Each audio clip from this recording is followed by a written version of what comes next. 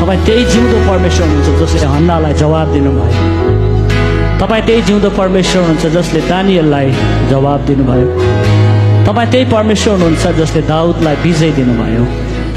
तपाईँ त्यही परमेश्वर हुनुहुन्छ जो दानिएलसँग सिंहको खोरमा हुनुहुन्थ्यो। तपाईँ त्यही परमेश्वर हुनुहुन्छ जो सद्रक मेसक अबेदनगोसँग हिँड्नुभयो।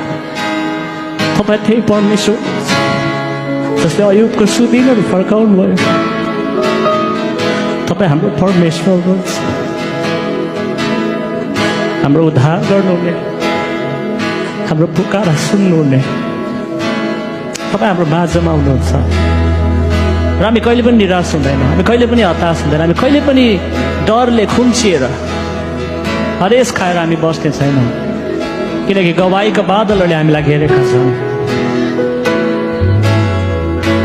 र सारा विश्वमा सारा ब्रह्माण्डमा यो कुरा थाहा छ कि तपाईँ विश्वासयोग्य हुनुहुन्छ। हाम्रो परमेश्वर हाम्रो उद्धार गर्नु हुने, हाम्रो परमेश्वर हाम्रो पुकार सुन्नु